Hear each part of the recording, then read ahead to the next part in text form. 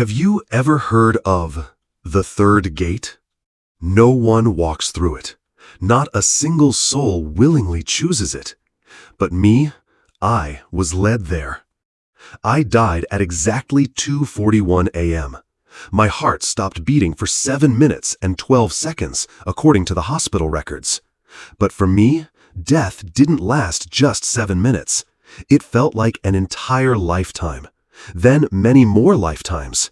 And finally, a place that didn't belong to any life at all. My name is Ethan Carter, 39 years old, a man who once stood on the TEDx stage to talk about the art of purposeful living. Ironically, the day I collapsed right after that talk was the day I realized I had never truly lived. I had only existed as the version of myself that earned the loudest applause. I wasn't afraid of death. I was afraid of the silence that came after it. I don't remember the exact moment my heart stopped. There was no white light, no angels, no grand welcome home. There was only the third gate. It didn't look like any gate you've ever seen. No mist, no brilliance, no sacred music. It simply stood there, silent, bare, alone. And yet it made my entire soul tremble. I had no idea why I was brought here. I hadn't chosen this. A voice echoed in my mind not with words, but with a full, overwhelming knowing. This is the final place. If you step through, there will be no return. I wanted to ask, who am I? What have I done? Where is this? But every question collapsed inward, like water being sucked into the eye of a storm. I stood before that gate, unable to move forward, yet unable to turn away. Behind me were souls choosing Gate 1, where a gentle light was leading them home. Gate 2, where they would return to another life to complete unfinished lessons. But me, I was brought to Gate 3. No light, no choice, only a fierce, brutal silence like a giant mirror reflecting everything I had ever denied. Why am I here? The question echoed inside my head like a cry with no answer. I thought I was a good man. I inspired people. I helped others through their pain, and I wrote books about self-healing. But in that hallway of memories, all I could see was an Ethan who was exhausted, hollow, and running away from himself. I had asked thousands of people, "What are you living for?" And now, I was the one forced to answer it for myself. A soul stood beside me, without a clear form, without gender. Only a pair of eyes, eyes that seemed to hold the entire universe, looked into me and said, "Ethan, the third gate isn't for those who run away. It's for those who have reached the final limit of the self." You were not brought here to be judged. You were brought here to see yourself.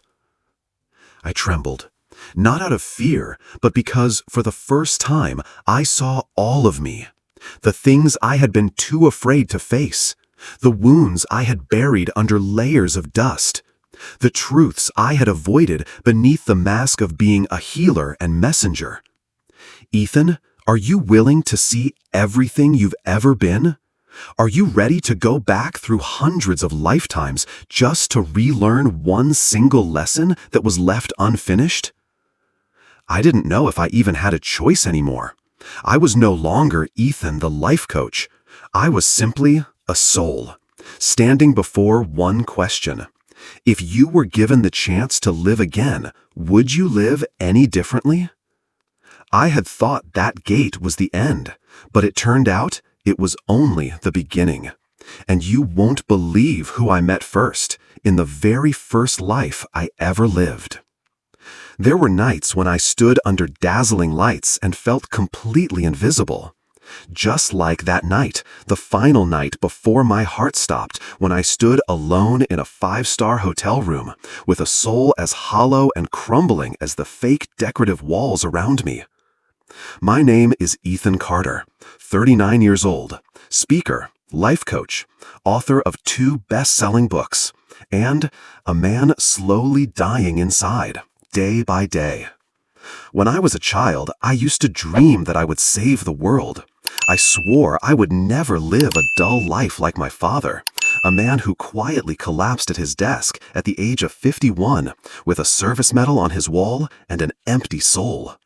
I swore I would be different. I would succeed. I would make the world know my name. And I did it. But while I was teaching others how to live with purpose, I lost my soul somewhere along that race. Like a gold miner, I filled my pockets with glory, never realizing I had left my heart behind on the side of the mountain. I smiled for the world, but at night I cried in silence. I taught people how to let go while clinging desperately to the image of the healer, a suit of armor I couldn't take off. I spoke about forgiveness, but I had never truly forgiven the father who chose his career over his family. I spoke about living in the present, but I was haunted by the past and paralyzed by the future. There are some wounds you think you've forgotten, but in truth, they've only been sleeping, waiting for the moment you're at your weakest to rise and consume you. Last year, I lost my father. 6 months ago, my wife filed for divorce and took our little daughter with her. I lost everything. All I had left was the stage, the applause, the 6-figure speaking contracts, but I no longer had myself. Death doesn't begin when your heart stops beating. It begins the night you no longer have a reason to wake up the next morning. You never had time for me. Now I don't have time for you. That was the last thing I ever said to him. I always thought I was right, that success would heal all wounds, that if I just moved fast enough, I could outrun my past. But the truth is, no matter how far you run, the past is a shadow you can never separate from yourself. If you don't heal it, you become it. That night, right before the fateful talk, I missed a call from an unknown number. One single text message followed. Ethan, no one truly wins by abandoning themselves. Dad. I thought it was some kind of cruel joke. I deleted the message. I stepped onto the stage. I smiled. I inspired. And then I died. I thought I had chosen life, but it was life itself that chose me and pulled me into the scariest and most beautiful journey a soul could ever experience. You won't believe it. The first thing I saw after death wasn't heaven. It was a door leading back to the farthest reaches of my past. They say death comes like a sudden storm. For me, it came like a tiny crack, then shattered the whole sky. That night, after my TEDx talk, I returned to my hotel. My body felt unbearably heavy, as if every breath was dragging a boulder behind it. I loosened my tie and sank into a chair. My phone lit up with hundreds of congratulatory messages, but I didn't open a single one. I bowed my head and closed my eyes, and when I opened them again, I wasn't there anymore. My heart, the proud machine that had fueled a lifetime of chasing achievement, has betrayed me. There was no warning. It simply stopped. A moment with no sound, no light, no sensation, only a freefall, a weightless, timeless plunge. I drifted into a strange void. No more body, no more name, only a vague awareness that I still was. But who was I? What was I? Then I felt something. Not light, not sound, but a silent calling, a pull like an underground ocean, quiet yet impossible to resist. I was being drawn forward, and I saw it. The third gate, plain, silent, standing alone like a forgotten mountaintop in the history of the universe. No signs, no welcome, no angelic choirs, only a cold, endless void stretching out into infinity. I stood there, frozen, trying to remember who I was. Ethan Carter? Speaker? Life coach? Failed father? The little boy who used to cry in the dark when his father came home late. I wasn't sure anymore.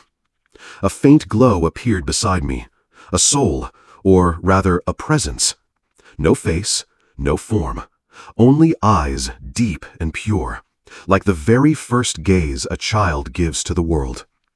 They didn't speak, but I heard them. You've been running long enough, Ethan. Are you ready? Ready for what?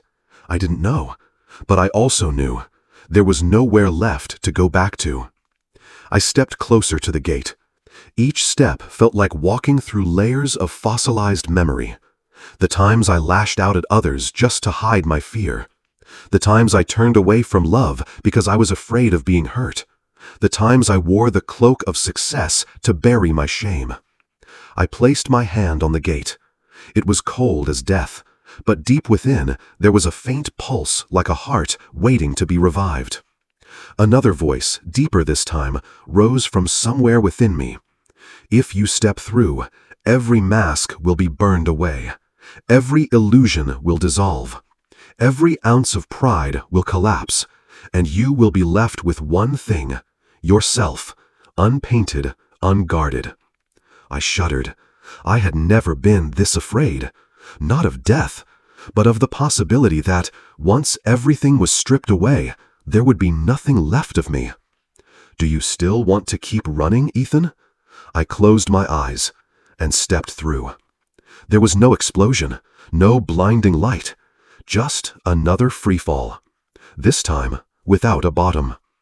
I floated in the void, completely exposed. Only awareness and truth remained. And then, in that endless darkness, a massive screen appeared before me. Not a movie screen, but fragments of memory, not from one life, but from many. A child wandering the streets of 15th century Istanbul, clutching a piece of bread. A Viking warrior, hands soaked in blood, eyes burning in the fury of battle. A black woman sold at an 18th century American slave market, her eyes void of hope.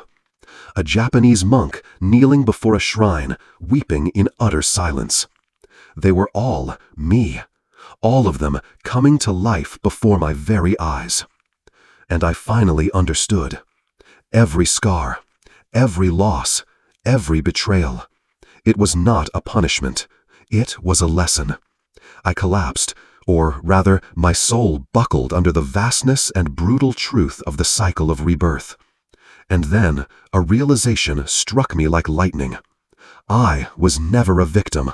I was simply a soul learning how to love in the most painful of forms. But the lesson wasn't over. A name, a distant, unfamiliar memory began to echo in my mind. A name was about to lead me into the most dangerous part of this journey, the part even the bravest souls tend to avoid. I thought I had seen it all, until they brought me to the room where my darkest secrets were waiting to be revealed. Would you dare to face the darkest part of yourself, if it were the only thing that could save your soul? I was led into a room. No walls, no ceiling, no windows. There was only a space filled with soft, dim light, like mist seeping gently through the skin. In the center of the room, floating in mid-air, was a transparent cube, glowing with faint pulses of light, like a quiet breath. That cube was me. All of me. Not my body, not my titles, not the stories I had told the world, but everything I had ever thought, ever felt, ever done, even the things I had tried so hard to forget. The voice of the presence beside me this time, no longer gentle. It was sharp as a blade, cold as ice. Look. I had no choice. And so, I looked. I saw myself at the age of 9, standing outside my parents' bedroom door, listening to them argue. I clenched my tiny fists and made a silent vow. I will never need anyone again. I saw myself at 22, quietly turning my back on my best friend, right when he needed me the most. I'm really busy, I'm sorry. One text, one missed call. A life ended in loneliness. I saw myself at 35, sitting in a luxury apartment, pushing my wife away with cold, cutting words. I don't have time for your emotional nonsense. And her eyes, like a small candle, slowly flickered out right in front of me. Each memory appeared not just as an image, but as pure, unfiltered emotion. The anger, the regret, the loneliness, the fear, the faint flickers of hope that were once suffocated. Every action I had taken, I had to feel it again, not from my perspective, but from those I had touched, for better or worse. I felt my father's sorrow when I refused to hold his hand one last time. I felt my friend's despair as he typed his final message with no reply. I felt the emptiness in my ex-wife's heart as she walked away from the house we once called home. There was no judge. There was no sentence. Only truth. And truth doesn't need to scream to break you. I collapsed, a soul with no strength left to resist, a naked child standing in a sea of shattered memories. I sobbed, not with physical tears, but with the raw, racking spasms of my very consciousness. I begged to return. I begged for a chance to make it right. I begged for forgiveness. But there was no going back. There is no undo button in the soul's universe. You cannot change the past, the voice echoed again, this time like a distant comfort. But you can change your very nature through understanding. I lifted my head. The transparent cube in front of me began to tremble softly. A small crack appeared like a thread of light spreading outward from its center. Forgiveness doesn't come from denying your mistakes. It comes from embracing everything you have ever been and choosing to be born again, out of the ruins. Amid the glowing void, a hand reached out, not from the other presence, but from a small soul, clear and pure as crystal. A little girl, about 6 years old. Her eyes were crystal clear, yet held a wisdom far beyond her years. She smiled softly and whispered, "Ethan, I've always been here, waiting for you to remember." I recognized her. She wasn't my daughter. She wasn't my sister. She wasn't anyone I had known in this lifetime. She was the original soul I had forgotten through lifetimes of striving, hatred, and fear. The pure, untouched spirit. The true me. I reached out my hand, and in the moment my finger touched hers, a burst of light erupted. Not loud, not violent, but gentle, like a mother's first embrace for her lost child. "Are you ready to move forward, Ethan?" And I knew the real journey was only just beginning. I used to believe that salvation came from perfecting myself, but it turns out it comes from loving even the worst parts of who I am. In the next part, I will share with you the moment I faced the final choice, the choice that would change the destiny of my soul forever. The small, pure hand of the little soul still held mine warm, patient, without force. I was no longer Ethan Carter, the successful man. I was no longer Ethan Carter, the abandoned child. I was simply an idea, trying to find its way back to itself. Beyond the dim light, the third gate appeared once more. But now I truly saw it. It was no longer barren, no longer silent. It was pulsing like a living being, waiting without urgency, without judgment. The voice echoed again, this time like the voice of a wise old teacher. "It's time to choose, Ethan."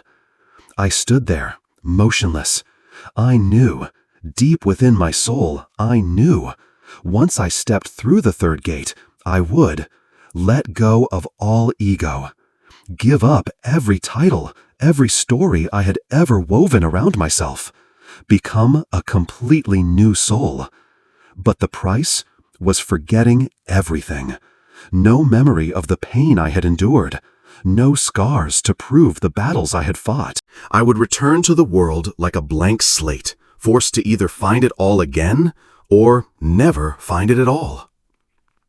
If you step through, you will forget who you once were. If you turn back, you will remember, but you will continue to carry every wound you have yet to heal. I quietly looked at the little being of light beside me. She gazed up at me, her round eyes full of trust, without any pressure. I recalled every wound, the pain of losing my father, the fear of being unloved, the shame of failure, the loneliness that gnawed at me even in the middle of the loudest applause. Something broke open inside me, a thought. I have lived too long trying to prove I was worthy. And if I could choose again, I didn't want to live to prove anything anymore. I wanted to live to love the brokenness, to love the scars, to love even the imperfections within myself. Ethan, life is not about achieving. Life is about experiencing. The teacher's voice echoed one last time, like a gentle breeze gliding across a still lake. I tightened my grip on the little girl's hand, and I stepped forward. Without looking back, without hesitation, without needing to know what awaited on the other side. As the soles of my conscious being touched the threshold of light, the entire space around me seemed to dissolve. The light shattered into tiny universes spinning around me. I no longer felt weight, no longer felt boundaries. I was light. I was moving. I was the choice itself. A whirlwind of memories surged through me. My mother's laughter. My father's faint breathing in the hospital. My daughter's scream when she fell off her bike for the first time. The trembling in my hands was the first time I held a microphone on stage. All of it, shattered like petals in a sudden wind. But they weren't lost. They melted into me like a river flowing into the ocean. There was no longer me and my memories. There was only one. And in that fleeting moment, just before everything faded to black, I heard the gentlest whisper I had ever known. You have chosen love. And then, nothing. No light, no sound, no memory. No Ethan Carter. Only a faint heartbeat, so soft, so distant, like the very first call of a new world, welcoming me home. And that world was the very place I had to return to. I had let go of everything, but when I woke up, I realized the real journey had only just begun. In the next part, I'll tell you about the strangest thing that happened when I opened my eyes for the first time in an entirely new body. I opened my eyes. There were no angelic choirs, no bursts of heavenly fireworks, only the steady rhythm of a ventilator, and the tear-filled eyes of a woman sitting by my bedside were my mother's. The light pierced my eyes like 1,000 needles, not the light of heaven, but the harsh, honest light of the physical world. I was back, inside a body that felt heavy, painful, and weak, almost like it didn't belong to me. All the memories of my former life were hazy, like a distant dream. And yet, strangely, I could remember one thing clearly, that final moment before the third gate, the moment I chose love over fear. The doctors said I had been clinically dead for 7 minutes and 12 seconds. They called me a miracle survivor. But I knew the real miracle wasn't that I didn't die. The real miracle was that I had let go of an old soul to welcome a new one. I was no longer the Ethan Carter everyone had known, no longer the speaker, no longer the best-selling author, no longer the hollow image of success. I was someone learning how to live all over again. Everything began anew in silence. I learned how to hold a spoon, learned how to walk with fragile, trembling legs, learned how to hear the wind blowing through the window without rushing to think about deadlines or contracts, learned how to look into another person's eyes without defense. Some days, I would sit for hours just listening to the sound of my heartbeat. Each beat felt like a reminder, you're still here. You still have a chance. I called my little girl, not to ask for her forgiveness, but simply to say, I love you. And I didn't expect anything in return, because I understood true love doesn't demand anything. I began rewriting the pages of my old journals, but this time I didn't write to prove anything to anyone. I wrote to capture each moment I was truly present for. I turned down many speaking invitations, not because I disrespected the stage, but because I finally understood. The spotlight can never warm a lonely heart. I walked in the rain without an umbrella. I smiled at strangers on the street. I held my mother a little longer. I apologized to my father, though he was long gone, every time I quietly thought of him. I lived, not to become someone, but simply to be. Someone once asked me, "Did you see heaven?" I smiled and said, I didn't need to see heaven. I brought it back with me. Now, whenever I find myself standing amid life's chaos, I can still hear that ancient whisper somewhere deep inside. You have chosen love. And I know every breath I take today, every glance I offer to another, every smile, every tear, every time I hold someone's hand in silence, all of it are heartbeats flowing from the third gate. Salvation isn't waiting at the end of the road. Salvation is in the way we take the very first step. If you're listening to me tell this story, maybe you too are standing before a gate in your own life. Maybe it's the forgiveness you haven't been able to give someone. Maybe it's a dream you abandoned long ago. Maybe it's your true self waiting patiently for you to return. And there's just one thing I want to say to you. Don't be afraid. If you dare to let go, you will find yourself and heaven right there in that very moment. They told me not to open the third gate, but when I stepped through, I didn't just find my soul. I found the life I had always been waiting for. The only question left is, are you ready to step through your gate? If you've ever been through something that made you feel like a part of you died inside, leave a comment below. Tell me your story. I'm here to listen, as someone who has walked through his gate. And if stories like this one touch your heart, hit the follow button, because there are many more souls whose stories are waiting to be told. And maybe, just maybe, one day, the next story will be yours.